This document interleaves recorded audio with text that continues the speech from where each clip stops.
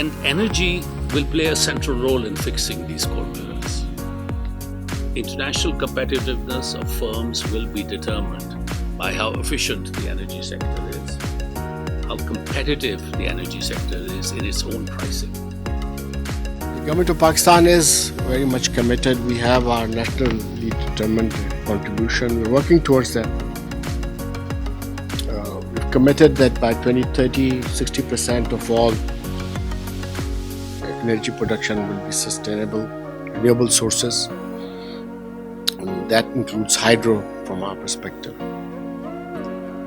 We've also set a goal for all categories of vehicles, around 30% to be electrically charged by 2030. So the key idea over here being that technology is not the definitive solution. As long as a human has to execute some or part of the technology, then incentives enter the equation. Pakistan must invest in the transmission grid in order to meet its goal of transitioning to a system with 60% renewable energy target. Important thing, like first we need to institutionalize all this. Second, how we can operationalize. And the third stage is actually how we can implement it. An example, because often energy efficiency will not be a standalone project. It would be an element or component integrated into an existing plan.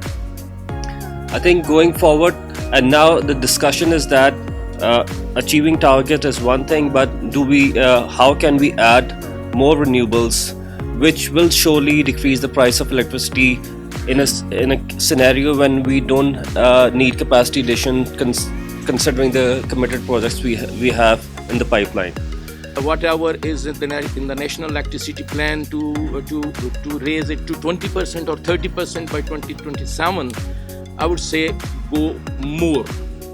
And yes, I do agree that it will be kind of killing for lower stratas, charging them for the fixed cost even without consuming electricity, because that will also be an allegation that I didn't use a single unit, still you are asking me to pay 2,000. So that we have to deal with through direct subsidy or BISP, or even better through e-platform or something like that.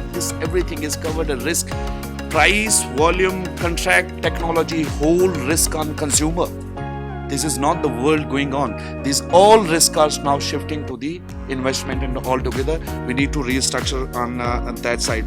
This is where we are. We do not have a renewable energy policy per se. The provincial government does not have a renewable energy policy.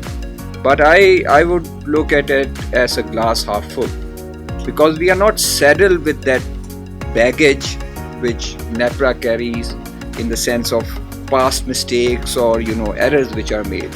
A provincial government can be a fertile territory to have a renewable energy policy which is much more modern and much more sort of responsive to what the market is.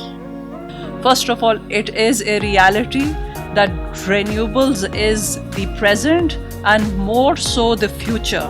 Because what we need to do, of course, we need to look at the demand side of things and how, and it has to be, of course, data driven.